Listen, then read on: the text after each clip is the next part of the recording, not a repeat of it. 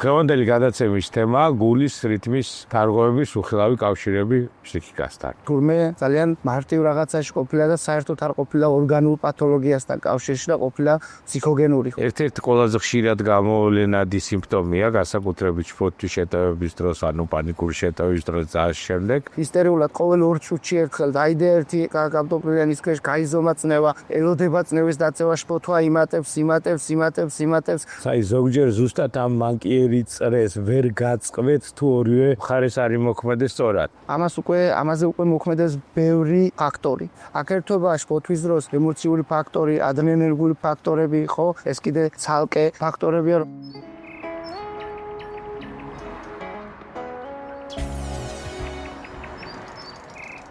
გამარჯობა, კეთილი იყოს თქვენი მობრძანება პოდკასტში, როცა კლიკა იკეტება სივრცეში, სადაც მეტალურ ჯანმრთელობასთან დაკავშირებული და ხშირად უხილავი პრობლემები ღიად განიხილება. დღევანდელი გადაცემის თემა გულის რითმის თარღოების უხილავი კავშირები ფსიქიკასთან. სად იკვეთება გულსიზარდვა და მენტალური ჯანმრთელობა? როგორ მიუდგეთ მენტალურ პრობლემებს, როდესაც სიმპტომები სხეულში იმალება? ჩვენი დიალოგი იწყება იქ, სადაც სტანდარტული მითგომი მთავრდება. დღევანდელი ჩვენი სტუმარია გამოჩენილი და გამორჩეული კარდიოლოგი, არითმოლოგი მინდია ბუცხრიგიძე. მოგესალმები, მინდია. სალამებით.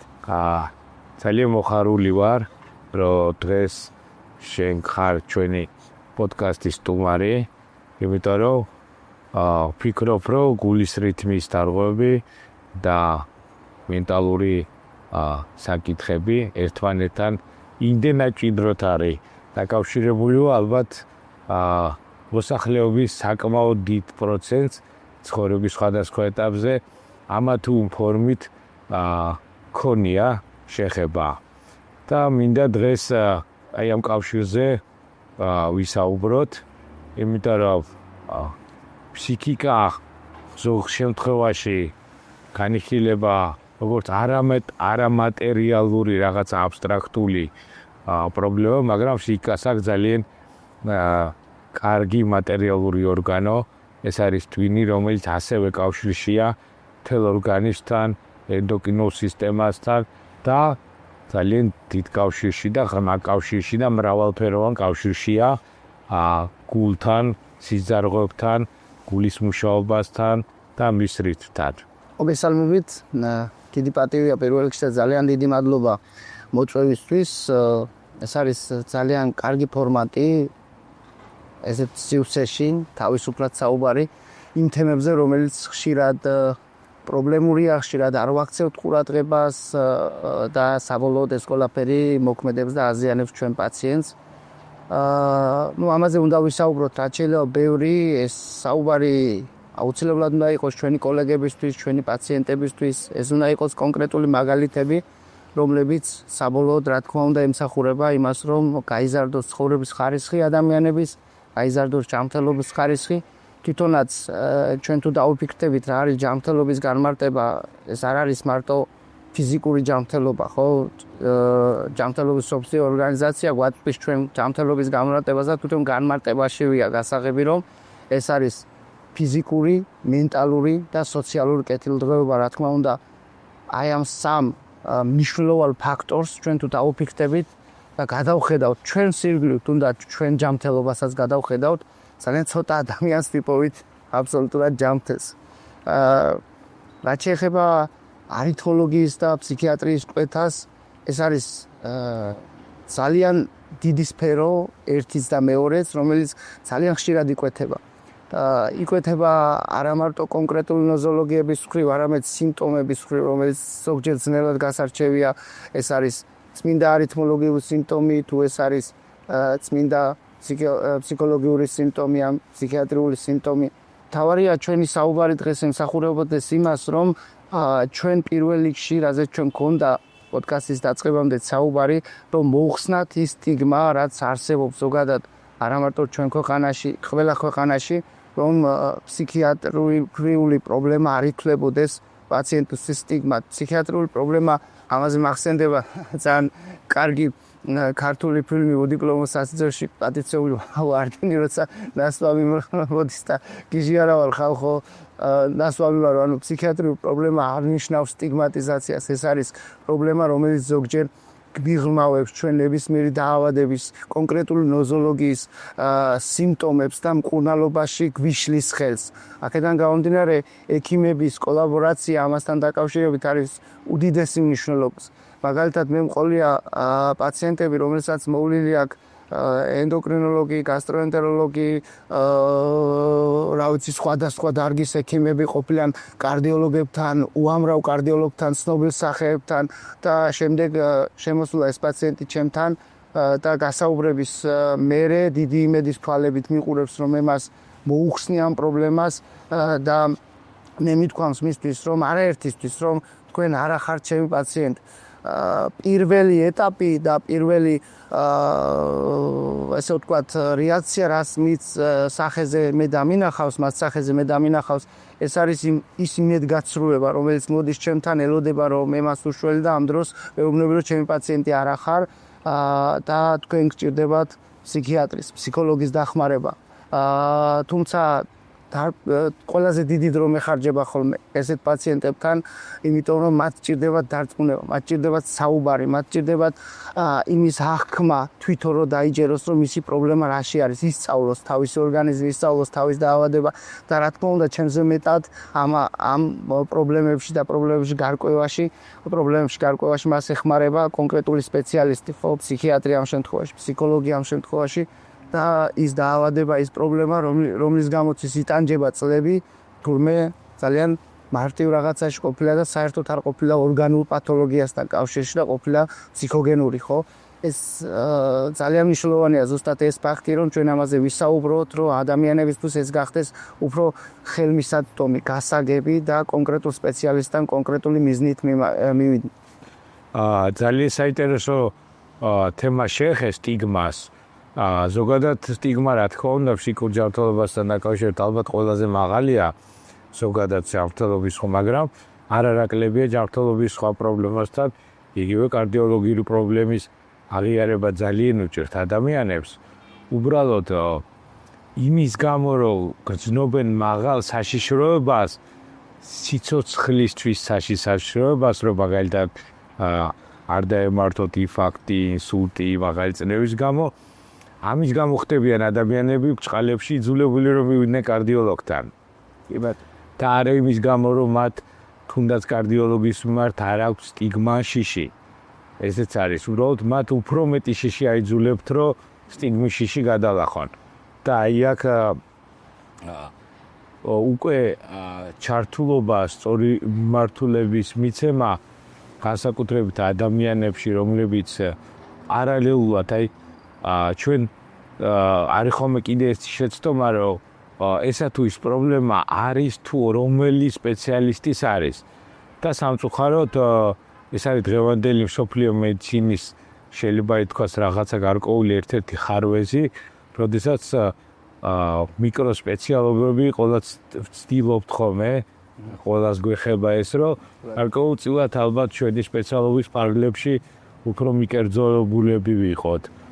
საერთო ჯამში ეს ალბათ არ არის სწორი და პაციენტის ინტერესს მაქსიმალურად არ ითვალისწინებს და პირიქით მინდა ვთქვა, ანუ ალბათ ერთი დაავადების ორი მიმართულებით ხშირ შემთხვევაში მართვა ან რაღაც პრობლემის მართვა, მაგალითად ერთი სიმპტომის და მაგალითისთვის მაღალი არტერიული წნევა, რომელიც შეიძლება იყოს ერთის მხრივ ჰიპერტონიით განპირობებული, მაგრამ დამძიმებული შფოთვით. ამ შემთხვევაში ეს არის ერთ-ერთი მაგალითი, როდესაც ორივე ერთად თუ დაიღებდეს მონაწილეობას და არა ის, რომ რომელიმე მხარემ ამტკიცოს, რომ მარტო მისი მხარეა უფრო მნიშვნელოვანი. ამ შემთხვევაში ალბათ ორივე მხარეა მნიშვნელოვანი.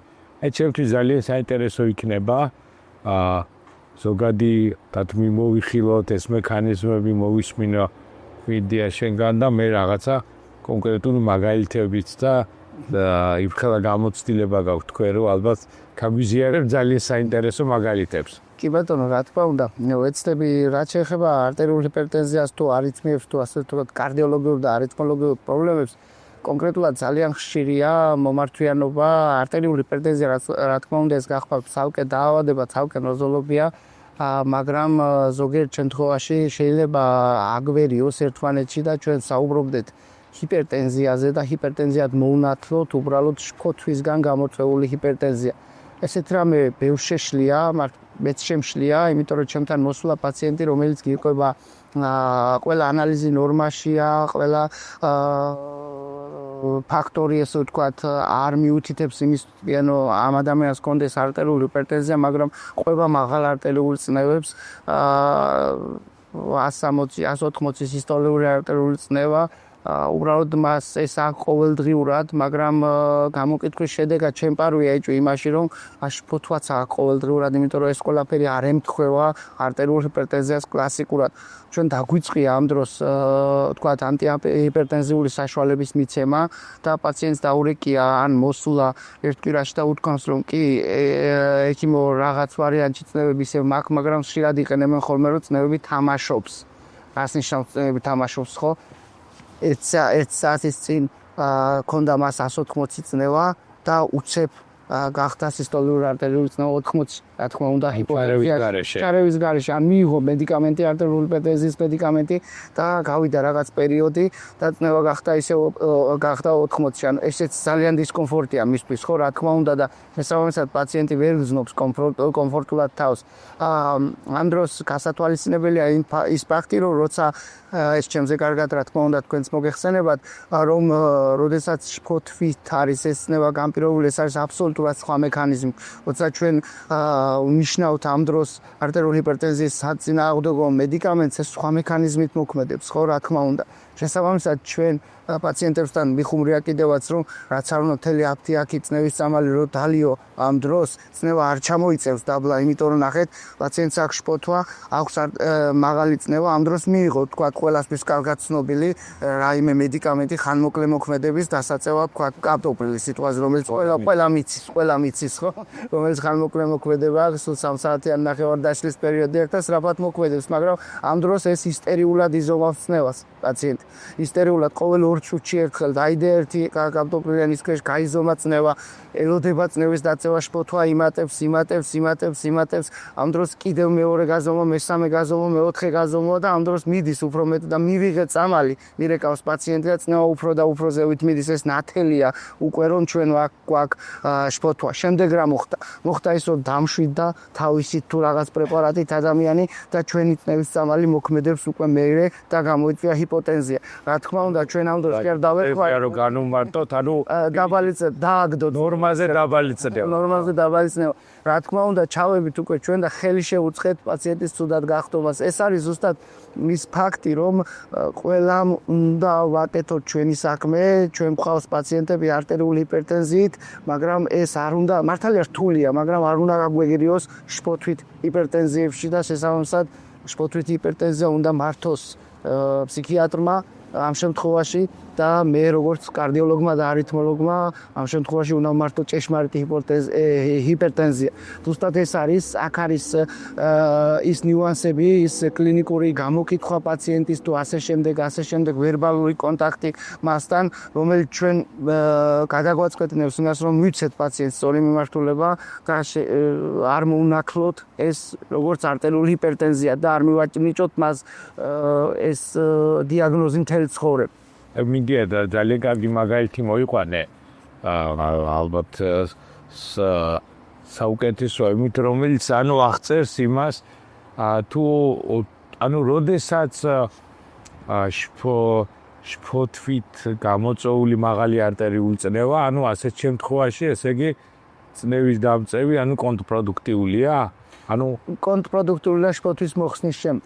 ხო, იმიტომ რომ შფოთვით რო უხსნათ მექანიზმი, ანუ შფოთვის შემცირების გამო წნევა თავისით ნორმალიზდება, მაგრამ ეგრეთ წოდებული წნევის დამწევი კიდევ ანუ ნორმალურობით დაწევს და პირიქით შეგვიყვანს უფრო რთულ ჩიხში, რთულ სიტუაციად. იმიტომ რომ დაბალ წნევასაც ზოგჯერ გაცილებით მეტი დისკომფორტის გამოწვევა შეუძლია. მედიკამენტური ჰიპოთეზია ერთ-ერთი მძიმე რამეა, რომელმაც შეიძლება მიიყვანოს გონების კარგვამდე, სინკოპემდე და ასე შემდეგ, თავბრუსკოვამდე, სინკოპემდე, ამ დროს აუცილებლად ეს რაღაც პერიოდის გასვლის შემდეგ ეს ნორმალიზდება ესნევა, მაგრამ ეხა გონების კარგვის შემთხვევაში ან თავბრუსკოვის შემთხვევაში შეიძლება პაციენტი დაეცეს, განულთარდეს მოტეხილობა, ასე შემდეგ და ასე შემდეგ. სერიოზულ საფრთხეებს უქმნის ადამიანს.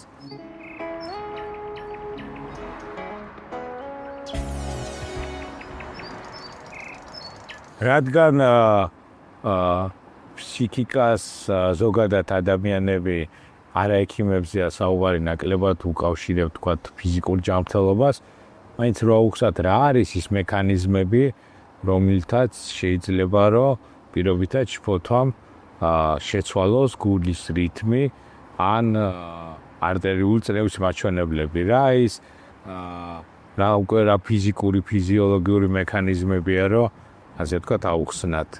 ნახეთ ძალიან საინტერესო შეკითხვა, გუგა, მადლობა ამისთვის. იმიტომ რომ გული ზოგადად არის სტრუქტურა, ორგანო და ნებისმიერ კარდიომიოციტს გააჩნია იმპულსის წარმოქმნის უნარი.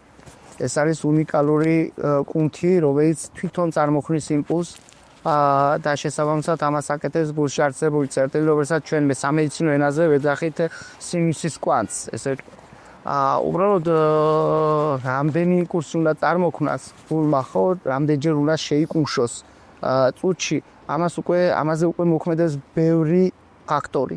ერთ-ერთი ყველაზე დიდი ფაქტორი აქ არის twini, რომელიც კარ ნახობს ჩვენ გულს თუ როგორ უნდა შეიკუმშოს.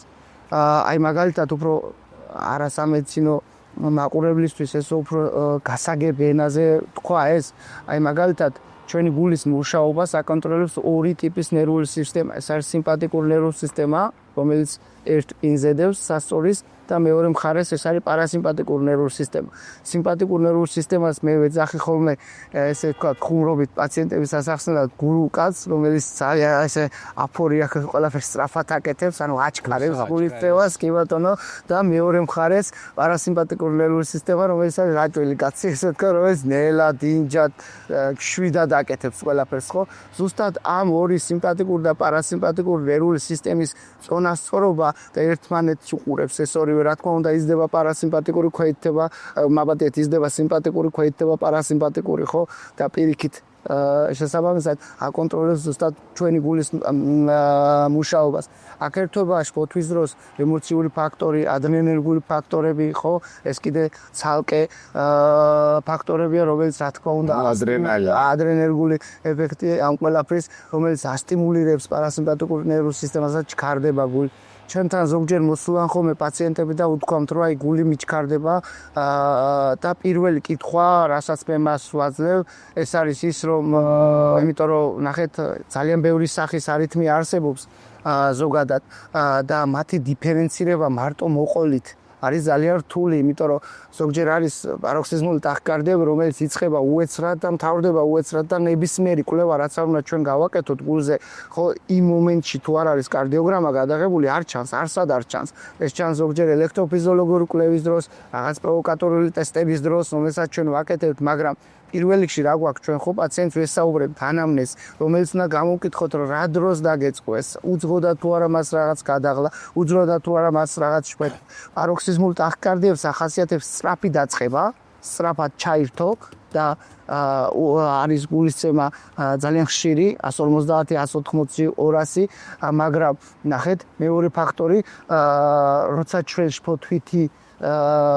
შფოთვის შედეგად წამოსული გულის აჩქარება გვაქვს, მას ახასიათებს ეგრეთ წოდებული warm-up, ანუ გახურების ფენომენი. ანუ იწყება და ნელ-ნელა იმატებს სიხშირე. ყოველთვის ამას მეკითხები, რა თქმა უნდა, ეს არ არის 100%-იანი დიაგნოზი, იმიტომ რომ აქ არის სხვა ინსტრუმენტული კვლევა, მაგრამ ძალიან გვეხმარება ჩვენ სწორი მიმართულება მივცეთ პაციენტს და თუნდაც ფინანსურადაც არ დავაზარალოთ ის უამრავი სხვა კვლევით, რომელიც მოგეხსენებათ ყველაფერი დღეს ურტყამს და მოქმედებს პაციენტის ფინანსურ მდგომარეობაზეც ხო და უამრავი კვლევა, რომელიც შეიძლება ამ შემთხვევაში არასაჭირო იყოს, მარტივმა გამოკითხვამ, ანამნეზის სწორად შეკრებამ და სწორ სპეციალისტთან გადამისამართებამ კიდევ ერთხელ ვამბობ და უსვავას ხას, იმიტომ რომ ეს ძალიან მნიშვნელოვანია გაიგოს ყველა ჩვენმა დარგის სპეციალისტმა, რომ სწორ სპეციალისტმა გადამისამართებამ აგვარიდოს პაციენტის წვალება წლების განმავლობაში თუ კვირეების განმავლობაში ის რომ ვერ მივიღოთ შედეგი და ასევე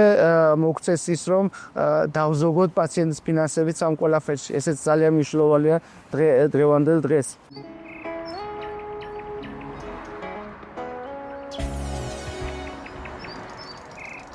მინდია ეს ანუ ტაკიკარდის, ანუ გულის აჩქარების ასე თქვათ უეცარ შეტევებს შეეხე, რომელიც ასევე ერთ-ერთი ყველაზე ხშირად გამოვლენადი სიმპტომია, განსაკუთრებით შფოთვის შეტევების დროს, ანუ პანიკური შეტევის დროს და ამ შემდეგ. და ეს არის ზოგჯერ არის დასაწყისი იმის, რომ ჩაერთოს გარკვეული მაგიერი წრე.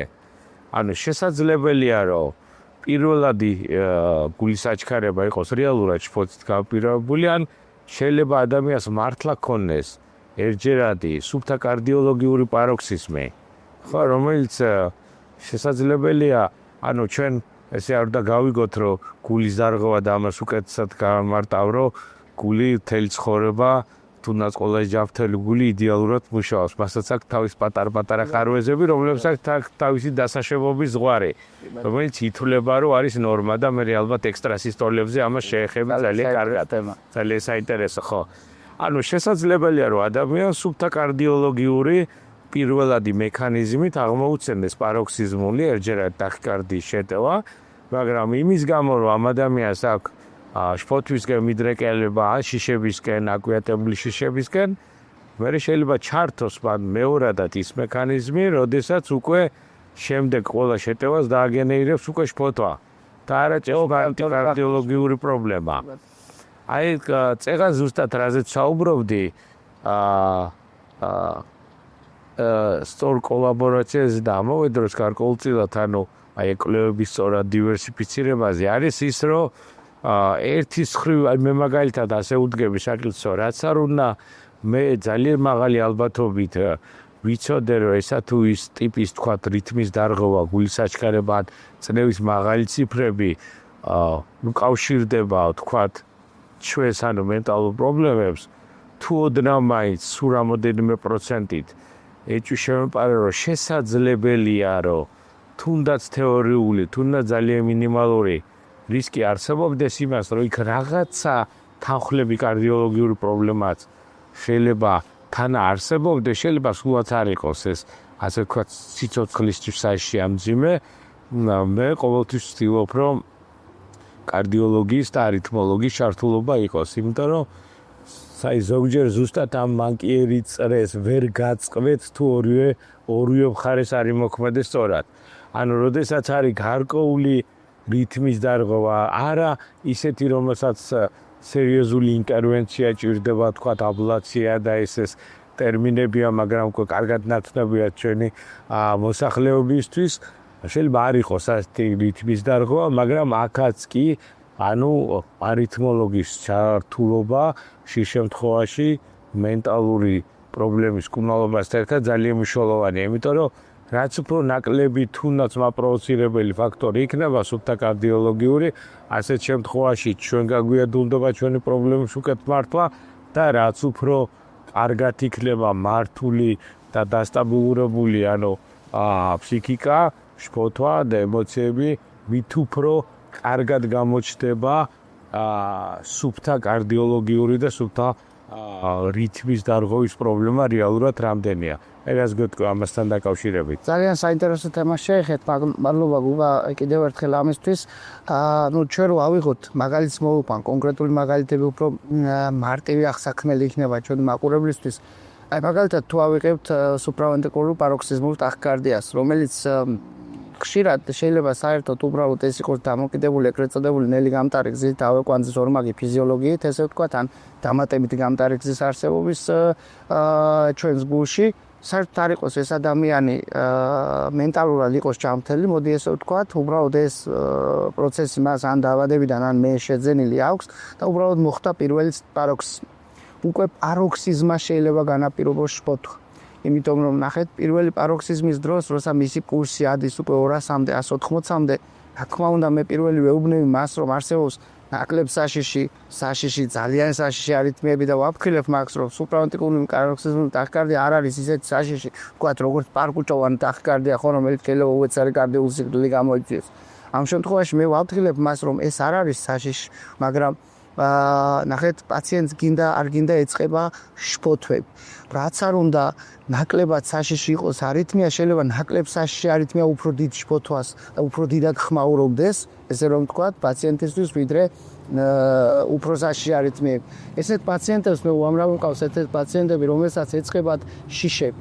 უკვე იმის შიში, რომ ეს პაროქსიზმი არ დამეწყოს ქორწილში, ვთქვათ, სადღაც დასასრულებლად, თაში, ზღვაზე, გემზე რაღაც რა ვიცი ანუ იმ ადგილებში სადაც ხელმისაწვდომი არ იქნება ექიმი. ბევრი პაციენტი მყავს და რამოდენიმე პაციენტმა მითხრა, რომ აი მეშინია ისეთ ადგილზე ყოფნა, სადაც ვერ ხედავ მოსახლეობას. რატომ? იმიტომ რომ იმედი აქვს მას, რომ ამ პაროქსიზმის დროს იმდენად დიდ შიშს იწვევს ეს ადამიანში, გავიგერო არ კლავს, მაგრამ იმდენად დიდ შიშს იწვევს ეს ადამიანში, რომ პირიქით ეს შიში თავს მე ადრენალინს და შესაბამისად ის გულისცემის სიხშირე, რაც პაროქსიზმის დროს არის, მაღლა და მაღლა მიდის.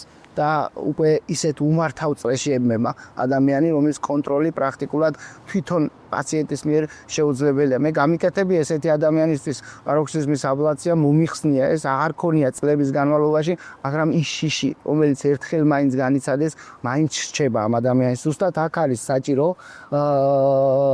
მენტალური ჯანმრთელობის მხრივ ჩაერთოს ზუსტად ფსიქიატრიც ამ სიტუაციაში და დაგვეხმაროს ჩვენ იმაში, რომ კი ეს პაროქსიზმული ტახიკარდია მოვაცილე, აბლაციით გავაქრე. აღარ არის მოშორდა, აღარ არის კარდიოლოგიური პრობლემა, მაგრამ თვითონ მაინც ხდება. და მე პატარა გულის აჩქარებას, რომელიც შეიძლება სულაც კიბეები აირბინა და მაშინ დაეწყო, შიში აქვს უკვე ამ პატარა აჩქარების დროსაც, რომ ის არ დაეწყოს, იმიტომ რომ ის არ ავიწყდება არასოდეს გონებას და ის სტრესი რაც მან განიცადა, რა თქმა უნდა, რჩება გონებაში, ხო? ამიტომაც ზუსტად საჭირო ამ დროს ჩართულობა, რომ პაციენტს კი ჩვენ მივანიჭეთ ფიზიკური ჯანმრთელობა, მაგრამ მას არ აქვს მენტალური ჯანმრთელობა. შესაბამისად ის არ არის ჯანმრთელი, ხო? გავიხსენებთ ჯანდაცვებრივი ორგანიზაციის განმარტებას ჯანმრთელობისას და ამიტომაც ზუსტად რომ ჩართულობა ფსიქიატრის ძალიან დიდი მნიშვნელობაა, რომ ეს ადამიანი იყოს სოციალიზებული, ეს ადამიანი იყოს ბედნიერი და მან შეძლოს თავისი გონებრივი თუ ფიზიკური რესურსების ადეკვატურად გამოყენება და მოხდეს მისი სრული ადაპტაცია. აი ხა რადგან ეგრეთ წოდებულ გულის აჩქარებაში ტახიკარდია საუბრობთ, ანუ ერთი რაც კიდევ მნიშვნელოვანია, გარდა იმისა, რომ ჩვენ უამრავ მექანიზმზე ვისაუბრეთ, ჭარბ ადრენალინზე, სტრესის ჰორმონებზე, როგორც არის იგივე სტეროიდები, რომლებიც ჩართულია, როგორც კარდიოლოგიური, ისე მენტალური ჯანმრთელობის მხრივ ვისაუბრეთ, სიმპათიკურ, ანუ ვეგეტატიურ ნერვულ სისტემაზე, ხო? ერთი კიდე ძალიან საინტერესო საერთო აქვს, ასე ვთქვათ, ჩვენ სპეციალობებს და ეს არის რა? ანუ ხშირ შემთხვევაში ის რაღაც გამოვლინებები, ფენომენები, რომლებსაც სიმპტომებს ვეძახით, ეს ანიშნავს, რომ ისინი ყოველთვის დაავადების მაჩვენებელია. ანუ ეს სიმპტომები ეგრეთ წოდებული უნდა შევხვდეს და ძალიან ხშირად უნდა შევხვდეს ნორმაში. მაგალითისთვის შფოთვა რო აქვს ადამიანს მაღალი ანიშნავს, რომ ყოველთვის შფოთვითი აშლილობა აქვს და ეს დაავადების სახით არის, იმიტომ რომ შფოთვა ეს არის ისევ როგორც ტკივილი, ეს არის დამცავი მექანიზმი. ჩვენ რო რაღაც საშიშროებას გზნობ და ჩვენ საფრთხე ექნება, თქვათ, ჩვენ ჯანმრთელობას ან უსაფრთხოებას, ჩვენ დიახაც უნდა ვშფოთავდეთ, იმიტომ რომ ეს შფოთი არის ის მექანიზმი, რომელიც ჩვენ დავცავ მექანიზმებს, როგორც ბიოლოგიურს, ისე ქმედების დონეზე გააქტიურებს და ჩვენ თავს გადავირჩეთ. ასევეა სრულიად ფიზიოლოგიური გულის აჩქარება. როდესაც ახსენე, რომ კიბეზეც რო ადის და გული უჩქარდება, ანუ ადამიანს კიბეზე რო ადის, გული უნდა უჩქარდეს, ხო? კი ბატონო. ადამიანი რო გარბის წნევა უნდა მოიმატოს, ანუ ფიზიკურმა დატვირთვამ უნდა გაზარდოს არტერიული წნევა, ეს არის ნორმა და უნდა უჩქარდეს გული, იმიტომ რომ ფიზიკური დატვირთვის დროს ჭირდება მეტი სისხლი და მეტი სისხლი საიდან მივა ორგანიზმში თუ არ მოიმატა წრევამ და თუ არ აჩქარდა გული. აი ყურე ზუსტად აქ დგება ძალიან საინტერესო ზღვარის გავლება, რომ აი ეს წნევის მატება, ან გულის აჩქარება, ან ჩვენ შემთხვევაში შფოთვა, როდის არის სიტუაციური, სწორი და ნორმა, რომელიც ასე უნდა იყოს და პირიქით ასე თუ არ არის, ეს არის ზუსტად დარღვევა და როდის არის ის ჭარბი, არაადეკვატური, ანუ გამოწვევ ფაქტორთან და როდის არის ის უკვე ჯანმრთელობის პრობლემა და ადამიანისთვის საზიანო. აი აქ დგება ხოლმე საკითხი, როდესაც ადამიანს ბჭყალებში უმიზეზოდ თუ უმატებს არტერიულ წნევა, ის დიდი ალბათობით დაკავშირებულია კარდიოლოგიურ პრობლემასთან, მაგრამ თუ არის ფიზიკური დატვირთვა უნდა მოუმატოს. კი ბატონო. და თუ ფიზიკური დატვირთვის დროს წნევა უმატებს და ჩვენ მაინც ამას თითქ ყურადღებას ვაგრძელებთ და გვეშინია, ესე იგი გვაქვს რაღაც გარკვეულ შფოთვასთან და შიშებთან საქმე. ხო? კი ბატონო. და ეს ინფორმირებულობა ალბათ ჩვენ გვერდი გვისაუბრია ძალიან ბევრი საერთო ადამიანს ერთად ჩვენ ხავსღოლ ვარ და ვიუკუნალია და მე ზუსტად ვიცი რომ პაციენტებისათვის ახსნას და ინფორმირებულობა ძალიან დიდ დროს უთმობ. კი ბატონო. ეს ალბათ ერთ-ერთი ყველაზე მნიშვნელოვანია, ხო? კი ბატონო, რა თქმა უნდა და ძალიან სწორი ბრძანით ის რომ როდის უნდა აჩქარდეს პულსი, ან როგორ უნდა დავითვალოთ პულსი. ხო, აქ მე მინდა გამოვიყენოს თქვენი ესე ვთქვათ პოდკასტი იმისთვის, რომ თქვა რომ დაარსდა მსოფლიო პულსის დღე და ეს არის 1 მარტი, დაარსეს ევროპის რითმოლოგთა ასოციაციამ, რომლის წევრიც მეც გახლა ვარ და ძალიან დიდი პოპულარიზაცია ეთმობა ამას, იმიტომ რომ როგორ გავზომოთ სწორად პულსი, რამდენია ჩვენი პულსი ნორმაში, ხო? ხშირი შეკითხვები ეს ძალიან. ანუ სანამდე უნდა აჩქარდეს გული ფიზიოლოგიურად. როგორ გავზომოთ? ამას მაინტერესებს. მოდი ჯერ ვთქვათ, რომ სანამდე უნდა აჩქარდეს ჩვენი გული. არსებობს ასაკთან დამოკიდებული მაქსიმალური სიხშირე ჩვენი გულისცემისა, რომელიც შეიძლება ნორმად ჩაითვალოს. ეს არ უნდა იყოს ნახტომისებური, რაზეც წინაზე ვისაუბრე, რომ ეხლა 60-ია და უცებ გახდა 200, არა ნელ-ნელა თუ ეს ფიზიკურ დატვირთვასთან, ემოციურ დატვირთვასთან თუ ასე შემდეგ და ასე შემდეგ ასოცირდება, ეს ითვლება ნორმად 220 მინუს ჩვენი ასაკი. ან 220 გამოვაკლოთ ჩვენი ასაკი, ამ შემთხვევაში მაქსიმალური ფიზიკური თუ ემოციური გადატვირთვის დროს პულსის აჩქარება ნელ-ნელა ხასუსხან გახურების ფენომენით ითვლება ნორმა, თანაბარი რიტმული პულსი. მაგრამ სხვადასხვა ადამიანებში ეს არის სხვადასხვანაირად, ანუ დროის ფაქტორში, მაგალითად სპორტსმენები რომლებიც გახლავენ ტრენირებული პულსი არ შეიძლება ეხა ფეხბურთელს მაგალითად ერთი გარბენის და ერთი დრიბლინგის დროს აუჩქარდეს პულსი ახლა ხო ისინი ტრენირებულები არიან და მათ ნელა უჩქარდებათ მაგრამ როცა გვაქვს სუსტი დეტრენირებული ორგანიზმი გამომშრალი გამოფიტული ორგანიზმი მოძრაო ორგანიზმი უჯილო ორგანიზმი ასე შემდეგ და ასე შემდეგ ჩვენი ცხოვრების წესიდან გამომდინარე ხო ამ შემთხვევაში უფრო სწრაფი ხდება ეს უფრო სწრაფად ხდება ამის აჩქარება და უფრო მაღლა ადის პულსი რაც ხშირად იწვევს სრულ კარდიოლოგიურ ჩივილებს რომელიც პრობლემა ასევე სხვაგან მდებარეობს ახლა როგორ უნდა გავიზომოთ პულსი არავითარ შემთხვევაში ან წნევად და პულსიც არავითარ შემთხვევაში არ უნდა გავიზომოთ თქვათ რომ რაღაცა ავედით კიბეებზე მოძრაობთ ან ვიღაცას ვეკამათეთ რაღაცასთან დაკავშირებით და ამ დროს გავიზომოთ არც ექიმთან არ უნდა გავიზომოთ პულსი იმიტომ რომ ექიმი ზედაცადებული თეთრი ხალათის ჰიპერტენზიას ეძახიან ამათ ექიმთან გაზომილი წნევა 20-15 ერთეულით უფრო მეტია ვიდრე რეალური წნევა რომელიც პაციენტს აქვს აქედან გამომდინარე ხშირად მე ჩემ კაბინეტში ზოგიერთ პაციენტი ესე უფიქრია კიდევაც შეიძლება რომ რატო არ გამიზომო პულსი, რატო არ გამიზომო წნევა აზრი არ აქვს, იმიტომ რომ ეს უნდა გაიზომოს, ესე ვთქვათ, არა ამბულატორიული ვიზიტის დროს, არამედ სახლში, შვიდ გარემოში. რა თქმა უნდა, მე არ გულისხმობ სწავლის სიტუაციას, როცა სტაციონარში წევს პაციენტი და მძიმე მდგომარეობა. დაახლოებით არც ძილის დროს დილით, ახალგაღვიძებულზე, უпростоრად დილით.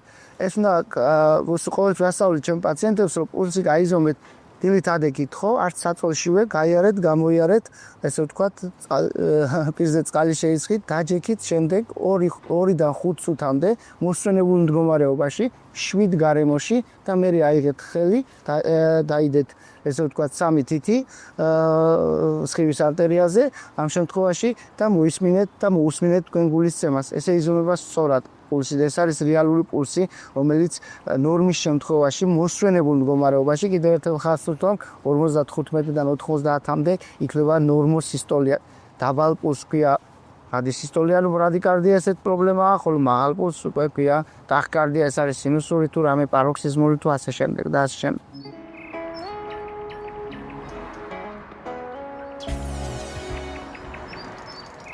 ვიდეო მოდი გადავიდეთ აი ეგრეთ წოდებულ გულის ამოვარდნებზე, ხო? ანუ ექსტრასისტოლებზე, რომელიც ძალიან ხშირია და ალბათ ერთ-ერთი ანუ ზოგადი გულის აჩქარების და მაღალი არტერიული წნევის მერე ერთ-ერთი ყველაზე ხშირი სიმპტომია, როგორც სუფთა კარდიოლოგიური მიმართულებით, ასევე ჩვენი მიმართულებით და მინდა აღსტრათ საერთოდ რა არის ექსტრასისტოლა?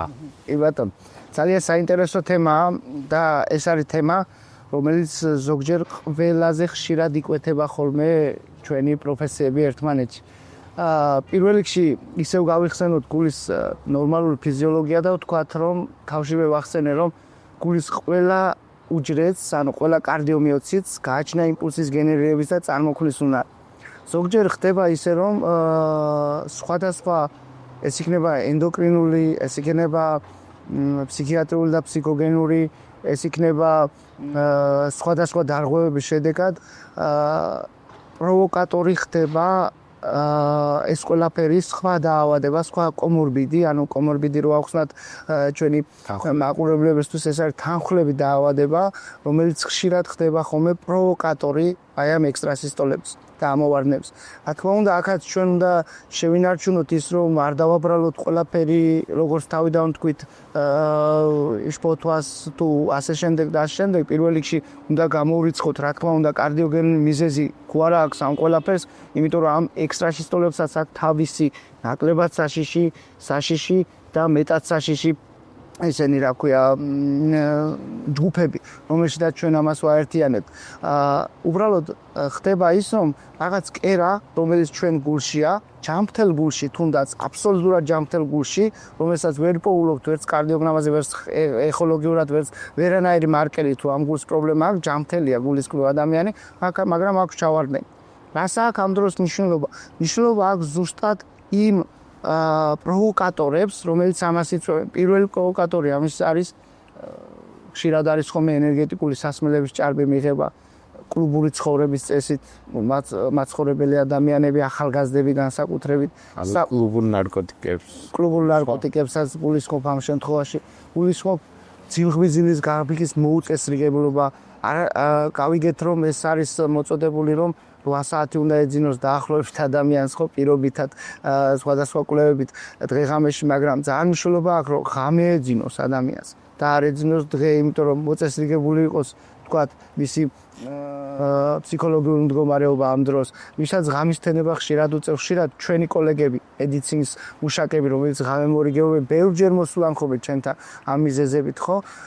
ეს არის ზუსტად ის ფაქტორები, ის პროვოკატორები, რომელიც ამას აძლიერებს და ზუსტად ამ მეორადი პროვოკატორების მოგვარებამ, მიზეზების მოგვარებამ და სწორი ცხოვრების წესმა, მენტალურმა ჯანმრთელობამ შეიძლება განაპირობოს ის, რომ ამ ადამიანს მთელი ცხოვრება წამალი არ დაუნიშნო, ხო?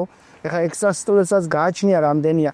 ეს არის ექსტრასისტოლები ისეთი საშინელი შეგრძნება, რომელიც მე პაციენტებისგან მომისმენია და გადაღლილ გრაფიკის დროს, როცა დღეში 3-4 ოპერაცია მაქვს და აბლაცია მეც მქონია ხოლმე ზოგჯერ და მე მithქვამს, რომ ამაზე პაციენტს როგორ ვეუბნები, რომ მშვიდად ვიყავი ამ დროს იმდენად საშინელი შეგრძნებაა ზოგჯერ ეს. არსებობენ ადამიანები, რომელსაც ამას ზედმეტად განიცდიან და ზედმეტად გრძნობენ და არსებობენ ადამიანები მეორე უკიდურესობა, რომელიც საერთოდ ვერ გრძნობს. მე მაგალითად მყავდა ერთი ორსული პაციენტი, რომელსაც უბრალოდ ორსულობის დროს გადაღებულ კარდიოგრამაზე 40,000 ექსტრასისტოლა ჰქონდა დღე-ღამეში და ამას ვერ გრძნობდა. რა თქმა უნდა, ესეც მეორე პრობლემაა, მაგრამ ზოგიერთ შემთხვევაში არის, რომ ექსტრასისტოლა 500, 600, 1000-ზე ნაკლები ესაა. საერთოდ თუ ამას პაციენტი ვერ ვერ გზნობს და ის მენტალურად ჯანმრთელია და არ არღვევს ეს მისი ცხოვრების წესს, ხო?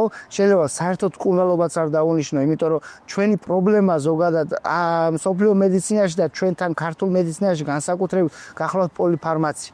რომ უამრავი მედიკამენტი შეიძლება სუტყვილად სვამდეს პაციენტი ამას და ნებისმიერი მედიკამენტი რაღაცას აგვარებს, მაგრამ მეორე მხრივ ჩვენი ღვიძლი იხდის ამისთვის საფასოს, ჩვენი თირკმელი იხდის ამისთვის საფასოს, სხვადასხვა ორგანოები, რომელიც ფილტრავს, რა თქმა უნდა, ამ მედიკამენტს, ხო?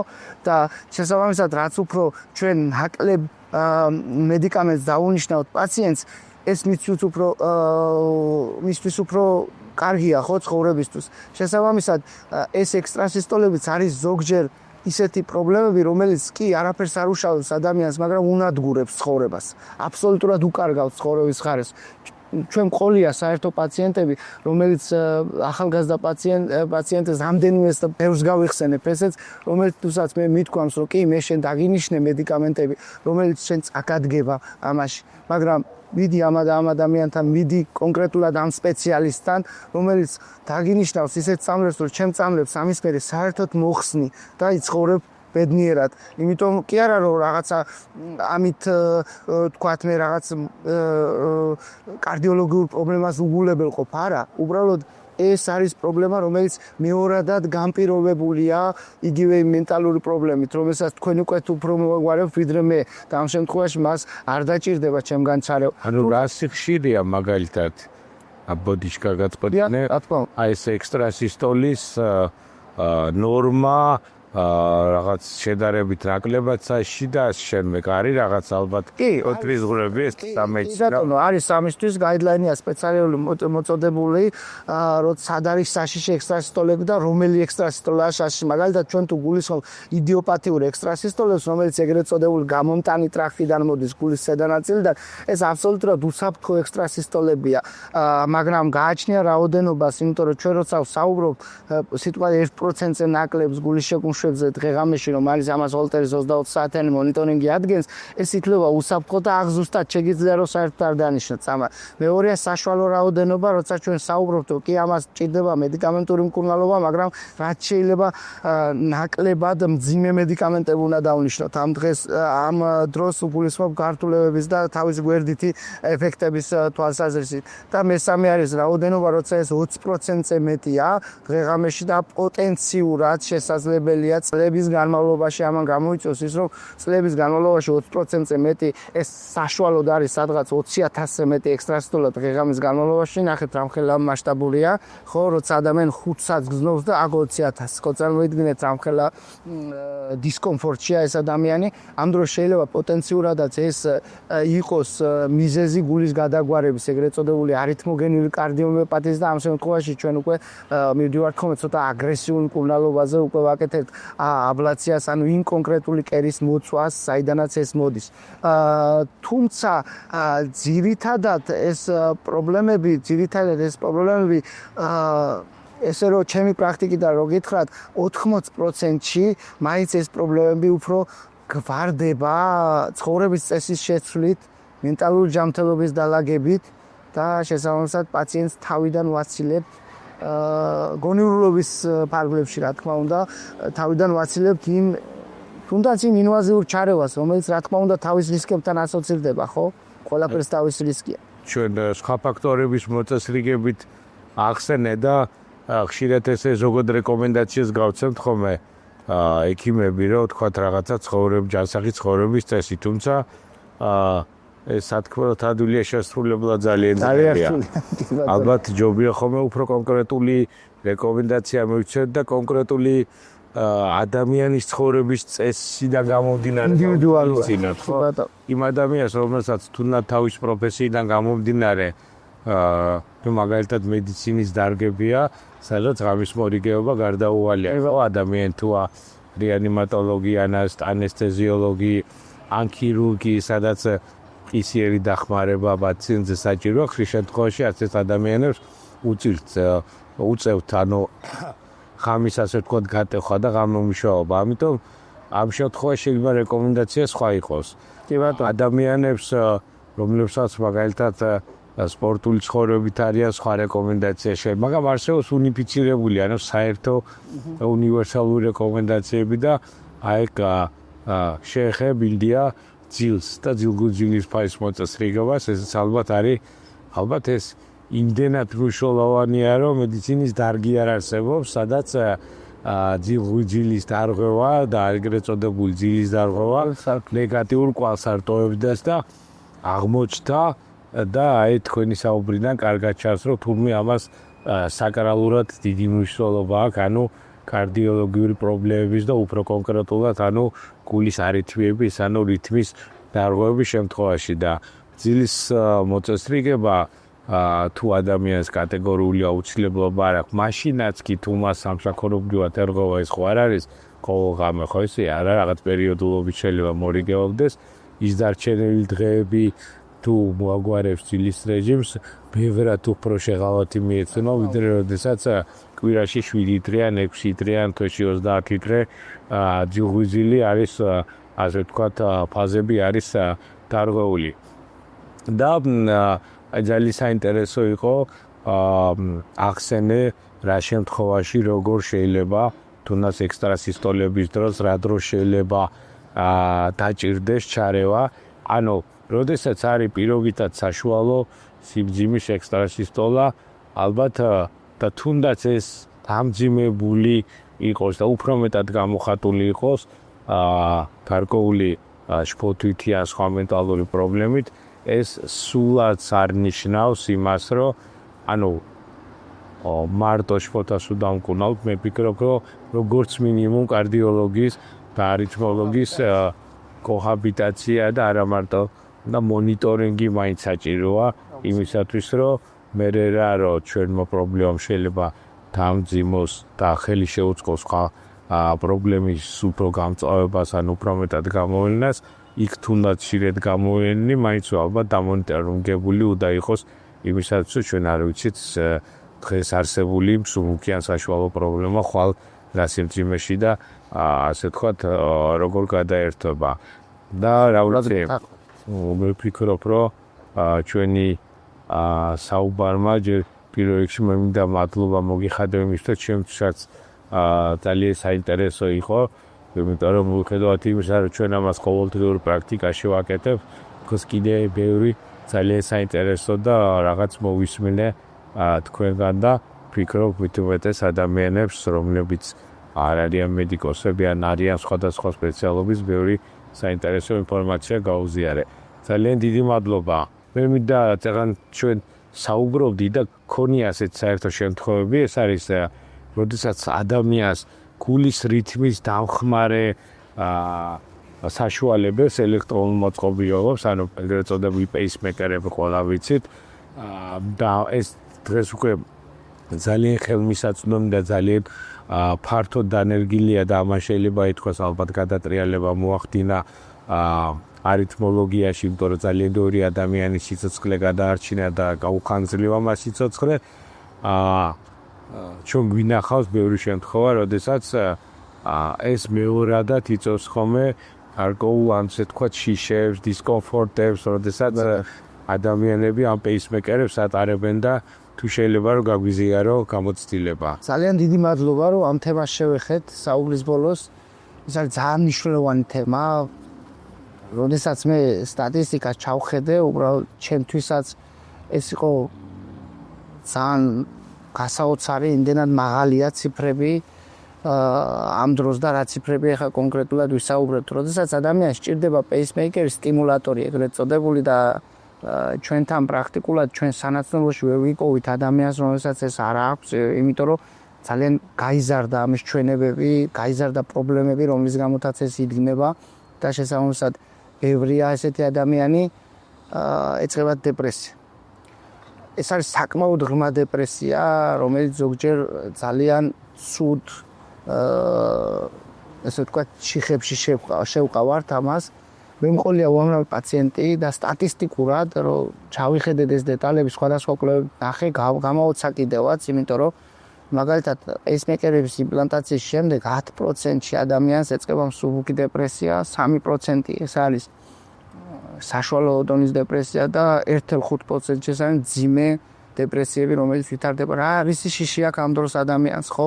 ამ დროს ადამიანს აქვს იმის შიში, რომ კი, ჩემი გული მუშაობს, დაცული ვარ, ეს რომ მიდგას, მაგრამ ვაიმე რომ გამოვიდეს მწყობრით, ხელის მოძრაობით თუნდაც რომელიც აქ დგას, არ გავაფუჭო, არ დავაზიანო. შეიძლება მოსულა ხომ ჩემთან პაციენტი და უთქვა, აი ესე ხელსულესი აქვს, ხო? საუბრის დროს, გამოკითხვის დროს, აპარატის შემოწმების დროს, შეიძლება მომიკიდია ხელზე ხელი, რომ ნუგეშინია, აი ესე წინ უკან, რომ აი არაფერი არ მოსდის, ნუგეშინია დაწყნარდი, არაფერს არ გიზავს, მაგრამ ეს სტრესი ხო მისი ცხოვრების ხარისხს პრაქტიკულად ანულებს. ბევრი ფეხზე სიარული არ უნდა, რაღაც პირველ პერიოდში, განსაკუთრებით პირველი 3, 4, 5, 6 თვე, როცა შეგუების პერიოდია ზოგს ხანძრივად გაყვებეს. ეხლა სხვადასხვა ქვეყნებში მე სადაც მინახავს ყოფილვარ და მინახავს არსებობს სპეციალური ფსიქოლოგიური ჯგუფები, ფსიქიატრები, ესეთი პაციენტებისთვის, რომელიც პირდაპირ მუშაობენ კლინიკებში ესეთ პაციენტებთან, ესაუბრებიან ამაზე და ეს ვერ გვარდება, ეს პრობლემა, ეს არ არის რეალური პრობლემა, ეს არის ჩვენ ტვინში არსებული პრობლემა, რომელიც შიში ჩამოყალიბდა ამის მერე და ინდივიდუალურად უვითარდება ადამიანს და ზუსტად ამ შიშის გადალახვაში ეხმარებიან მას თქვენი პროფესიის წარმომადგენლები და მადლობა ამისთვის. მეორე საკითხია და კიდევ უფრო მძიმე საკითხია დეფიბრილატორის, ეგრეთ წოდებული აპარატის ჩაყენების შემდეგ. ეს დეფიბრილატორი დგება იმისთვის, რომ უეცარის კარდიული სიკვდილისგან დაიცვას ადამიანის სპეციალური ჩვენებები აქვს მძიმე გულზე და ასე შემდეგ და ასე შემდეგ, როცა ჩვენ ამას ვახენებთ მძიმე არითმიების დროს. და ამ დეფიბრილატორის ფუნქცია რეალურად არის ის, რომ ადამიანს თუ გული უჩერდება და არის პარგუჭოვანი ტახიკარდია მაგალითად, ხო, რაღაც სპეციალური იმპულსების გაგზავნით მოახდინოს ამის გადაძაბვა და მოხსნა, მაგრამ თუ არის საშიში სიტუაცია, ეს თვითონ ადგენს ალგორითმი მაშინ, რომელიც დევს გააკეთოს ელექტროშოკი, ანუ განმუხტვა მოახდინოს. ეს არ არის ეს რა შემიძლია შევადარო არასამედიცინო მაყურებლისთვის იმას, რომ აი გარედან უნახავთ ალბათ ფილმებში, რომ გარედან უნტყამს დეფიბრილაციას, ხო, ზუსტად ესეც აკეთებს არაიმე ენერგიით, დაახლოებით 35-დან 40 ჯოულამდეა შეიძლება უფრო დაბალიც დავაყენოთ, რომ განმუხტვას აკეთებს და ხსნის ამ არითმიას და უეცარ კარდიული სიკვდილისგან გადაარჩენს ადამიანს. მაგრამ გადარჩა ადამიანი და ამის მერე იწყება მთელი რიგი კასკადი ფსიქოლოგიური პრობლემის. იმიტომ რომ ის ერთი დარტყმას კი ახსოვს და ზოგს უთქვამს, რომ კი ვიცი რომ გადამარჩინა, მადლობა ამისთვის, მაგრამ ნეტ არ ჩამედგა იმდენად შიში დამიტოვა ამ ყველაფერმა. წარმოიდგინეთ ადამიანი სიკვდილისთვისაც კი მზად არის, აცნობიერებს და არ უნდა მეორედ განიცადოს ის რაღაც, რომელიც ამან გადაარჩინა და დაიცვა. თორე ყოველდღიური დისკომფორტი ქონდა. ხო, აი ის ყოველდღიური ფიქრობს იმაზე, აი ის აქტუში და ფიქრობს იმაზე, რომ მე ის არ დამემართოს ის. ცალკე საკითხია მეორე, როცა პაციენტთან არის ელექტრული შტორმი, ანუ ტახიკარდიის ისეთი პარგუჭოვანი ტახიკარდიის ისეთ შტორმს ვეძახით მე ჩვენო, ერთხელ, ორჯერ, სამჯერ, 4ჯერ, 10ჯერ უწევს განმუხტვა ამ აპარატს. ესენი არიან უმძიმეს პაციენტები, რომელიც ესე ვთქვათ მისახედია როგორც კარდიოლოგიური და არითმოლოგიური თვალსაზრისით, ასევე ზუსტად ტოლს სწორად დავაყენებდი ამ დროს ზუსტად ამ დროს თქვენ ჩარევას და თქვენ დახმარებას ამ სიტუაციაში. რატომ? იმიტომ რომ ზუსტად ეს შიში შეიძლება გახდეს ბანკიერი წრით პროვოკატორი ახალი შტორმის, ახალი ტახიკარდიის და ზუსტად ფსიქიატრის დანიშნულებით მე მყოლია პაციენტები, რომლებიც ამ შემთხვევაში ფსიქიატრის დანიშნულებით რაც შეიძლება იშვიათი ყოფილა ეს შტორმები და აღარ ყოფილა საერთოდ. ეს ძალიან მნიშვნელოვანია, იმიტომ რომ დეფიბრილატორის ჩაყენების შემდეგ და განმუხტვის შემდეგ მით უმეტეს 23.5% სტატისტიკურად ეხა ეს პროცენტები სხვადასხვა კვლევებში სხვადასხვა, მაგრამ საშუალოდ დაახლოებით ესეა, ეწება მძიმე დეპრესიები. რა თქმა უნდა, ეს თემა ჩვენთან ეფექტურობად სჭირდება ხა როგორც ახსენი, იმიტომ რომ თუ რითმის დარღვევაში გვეხმარება ალბათ და გვეხმარება ეს დანდგარი, მაგრამ ამავე დროს ჩვენ ვიცით, რომ ფოთვის დროს გამომუშავებული ადრენალინი, ჭარბი ადრენალინი არის მაპროვოცირებელი ფაქტორი მეორე მხრივ გულის დარღვევების, ანუ აქაც შეიძლება გარკვეული მანკიერი წრე ჩამოყალიბდეს და ერთი მხრივ კარგი, საჭირო, სწორი манипуляციის შედეგად ჩადგმული აპარატი გვეხმარება გულის ჯანმრთელობის შენარჩუნებაში და რითმის შენარჩუნებაში, მაგრამ წარმოშობს ფოთვას, ჭარბადრენალინს, რომელიც პირიქით კონტრპროდუქტიულად და საპირისპიროდ მოქმედებს, ასე ვთქვათ, ამ დახوارების და აქ ალბათ ზუსტად იმ მაგერიწრის გადაწყვეტაზე საუბრობდი, რომ აი აქ საჭიროა ზუსტად ორ მხარეს მიდგომა, რომ ადამიანს შიში მოეხსნას. გარდა იმისა, რომ კარდიოლოგიური უსკებია, აქ საუბარია კიდე იმაზე, რომ მუდმივი შიში ადამიანში იწვევს მუდმივ დისკომფორტს. არსებობს ჯანმრთელობის პრობლემები და როდესაც და მედიცინა დღეს არა მარტო იბრძვის ადამიანის სიცოცხლის გადარჩენისთვის, არამედ დღეს მედიცინა უმეტეს შემთხვევაში იბრძვის იმისაც, რომ ადამიანის ცხოვრების ხარისხი გააუმჯობესოს და მიუხედავად ამ დაავადების ქრონიკულობისა თუ მრავალწლიანი არსებობისა, ადამიანმა იცხოვროს რაც შეიძლება სტაბილურად და ბედნიერად. ხო? ამიტომ ზუსტადაც რომ აი აქ მართვა იმის არა მარტო ის რომ სიცოცხლე გადავარჩინეთ დეფიბრილატორით, რომელიც პერსპექტივაში გულის უეცარი გაჩერებისგან გაიცავს თქვათ ადამიანს, არამედ სულ თუ ამის ეშინია და წლები ამით იცხოვრა, ის კი იცოცხლებს ამ დეფიბრილატორით დაეხმარება ეს დადგარი, მაგრამ ის ცხოვრების ხარისხი არ იქნება კარგი და სათანადო. კი ბატონო. ანიშნულოვანი თემაა და ჩვენთან საკმაოდ კიდევ ერთხელ დიდი მადლობა ამ შეკითხვისთვის, იმიტომ რომ ეს არის წამოსაცემი, ყველაზე ერთ-ერთი ყველაზე აქტუალური პრობლემა, რომელიც მეტად უნდა წამოუწიოთ ჩვენ, რომ ისე მივედით კოჰაბიტაციამდე, რომ ერთმა ადამიანმა რაც არ უნდა მაგარი იყოს, ჩემი კოლეგა, რაც არ უნდა მაგარი იყო მე, თქვენ, ვიღაც სხვა ადამიანზე ზრუნვა და მის ჯანმრთელობაზე ზრუნვა მარტო ამხელა ის არ უნდა მივანიჭოთ ჩვენ თავს, რომ მარტო ჩვენ ავიღოთ ამას ზრუნვა. ეს უნდა მოხდეს რამოდენიმე ექიმის კოჰაბიტაციით, რომელიც აუნჯობესებს კიდევ მივედი იქ მის სოციალურ, მენტალურ და ფიზიკურ ჯანმრთელობას. ადამიანია ჩვენი ალბათ დასასრულისთვის, ანუ ჩვენ ადამიანებს ძალიან გვიყვარს რაღაცების წინასწარძებნა, კვლევა, მათ შორის ექიმების დანიშნული და თან მით უმეტეს ეს ძალიან ხელმისაწვდომი გახდა თანამედროვე, ასე ვთქვათ, ეპოქაში, როდესაც ჩვენ შეგვიძლია რაღაცა ინტერნეტში სხვადასხვა წყაროებით თუ ხელოვნური ინტელექტით მოვიძიოთ და მოკლედ და ანტიდეპრესანტები უწერიათ, რომ შეიძლება QT როალი გახანგრძლივონ და სტიბლოკადა, ანუ სიგნალის გადაცემის შეფერხება ადამიანს თუ აქვს, ასე ვთქვათ, მისი შანსი უფრო მეტად გამოვლენების, ანუ გაზარდონ, ეს ხშირად, ანუ წერია ანტიდეპრესანტებს უწერია, მაგრამ სწორად მართვის შემთხვევაში რამდენად ეს ეგრეთ წოდებული გვერდითი ეფექტი, რომელიც აღწერილია, ვთქვათ და მოყობა ყველა წამას ინსტრუქცია და ეს აუცილებელია რომ მოყობოდეს, იურიდიულად სავალდებულოა. რამდენად მაღალი არის კი, რამდენად სერიოზული უნდა იყოს პრობლემა არსებული, რომ ანტიდეპრესანტმა, ვთქვათ, ეს ბლოკადა რაღაც სიცოცხლისთან შეუთავსებელი გახადოს, აი ამასთან დაკავშირებით რა თქვა. კი ბატონო, ძალიან მნიშვნელოვან საკითხს შეეხეთ, ძალიან მნიშვნელოვანს. კი, მართალი ბრძანდებით, რა თქმა უნდა, ჩემზე უკვე თქვენ მოგეხსენებათ, რომ ანტიდეპრესანტები არასწორი გამოყენების შემთხვევაში, ან არასწორი დანიშვნის შემთხვევაში, ან თვითმკურნალობა, რომელიც ზოგჯერ არსებობს სპეციალისტთან არ მიდის ადამიანი და თვითონ იწყებს რაღაც მკურნალობას, სადღაც მოძიებული ინფორმაციით, ან გეხსენებათ ახლა საქართველოში საქმეში ყველა ბრძენია და მეზობელმა უთხრა, ბრძაშვილმა უთხრა და დაიწყო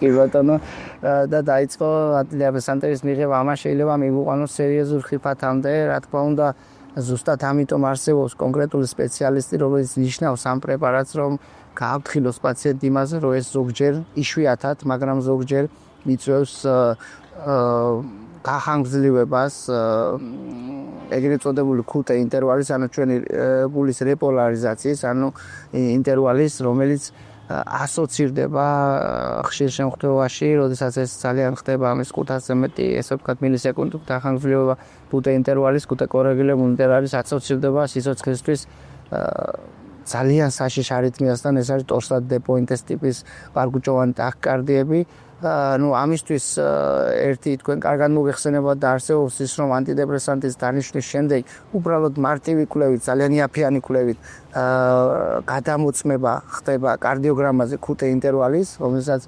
ითვლის კარდიოლოგი და ასევე არსებობს სპეციალური ფორმულები, რომლებშიც მე ეს ჯდება და ჩვენ გვეუბნება ახანგრძლივებს თუ არა ეს დაწყებიდან ანტიდეპრესანტის დაწყებიდან რაღაც პერიოდის განმავლობაში ეს სასურველია რომ გაკეთდეს. იმიტომ რომ სკრინინგი ჩატარდეს ამ მხრივ. ეხლა რაც შეეხება იმ მედიკამენტებს, რომელიც შეიძლება ყველა არ გვახსოვდეს, ხო, რომელი მედიკამენტი ახანგრძლივებს ქუტეს, შეიძლება იყოს ანტიდეპრესანტები, ანტიბიოტიკები, უამრავი მედიკამენტი შეიძლება ჩამოგითვალოთ, ამისთვის არ არის სარეცვალობი საჭირო, იმიტომ რომ კონკრეტული მედიკამენტი ჩვენ შეიძლება ჩავწეროთ, არსებობს ესეთი საიტი kute.drugs.com, სადაც ჩვენ მამოგვიდებს ჩავწერთ მედიკამენტის generics სახეს და შესაბამისად მოქმედ ნივთიერების და ის გვეთქვის ჩვენ რომ რამდენად უსაფრთხოა ეს მედიკამენტი ქუტე ინტერვალის. თუ სწორად გამოვიყენეთ და სწორი თერაპიული დოზით. თერაპიული დოზით ეს არ არის. შემთხვევაში რისკი არ არის. უბრალოდ აი თვითმკურნალობა ამ დროს დაუშვებელია. როტაციონურად მაღალ დოზებზე ადიხარ ამაზე. კი ბატონო, აქ უკვე რაღაც ეტაპის მერე აუცილებლად უნდა გაკონტროლდეს. კი ბატონო. როცა მაღალ დოზებზე საუბარი. კი ბატონო. მოგეთ მინდია კიდევ ერთხელ მადლობა. მადლობა თქვენ. მობრძანებისთვის ძალიან საინტერესო საუბრისთვის და ჩვენი გადაცემის ბოლოს მე მინდა ასე ვთქვათ მოგიწვიო ჩვენ ძალიან საინტერესო კლუბში რომელიც გულისხმობს იმას რომ ადამიანები გამორჩეული ექიმები გამორჩეული თავისი ცოდნი, თავისი კეთილსინდისიერები, თავისი პროფესიის მიმართ სიყვარულით და პაციენტის მიმართ სრუნვით ერთიანდებით იმისათვის, რომ კიდევ უფრო წინ წავწიოთ და კიდევ უფრო დახვეწილი და კიდევ უფრო მაღალი ეფექტური გავხადოთ საქართველოში და არა მარტო საქართველოში მენტალური ჯანმრთელობა და აი იმ წვლილისთვის, რომელიც არა მარტო დღეს ჩვენი საუბრით, არამედ წლების განმავლობაში ჩვენი თანამშრომლობით და ერთმანეთის ხარდაჭერით და ერთობლივი სრულად პაციენტებზე მე მინდა რომ მოგიწიო და საპატიო ძალიან დიდი მადლობა. ძალიან დიდი მადლობა. მადლობა. ძალიან დიდი მადლობა მოწვევისთვის, ესეთი წამოწყებისთვის. ეს არის კიდევ ერთხელ მინდა ვთქვა, რომ ეს ყველაფერი ემსახურება უანგაროდ ემსახურება ჩვენი პაციენტების ჯანმრთელობას, ჩვენი პაციენტების ცხოვრების ხარისხის გაზრდას და წარმატებებით თქვენ და კიდევ ერთხელ ვიტყვი, რომ კოჰაბიტაცია ექიმებმა უნდა ვისაუბროთ ამაზე, ექიმები უნდა ვენდოთ პირველ რიგში ერთმანეთს და ვანდოთ ერთმანეთს ჩვენი პაციენტი. ეს არის ყველაზე მთავარი პროფესია. პრაზიტას როლია შესანიშნავად. აი ხარ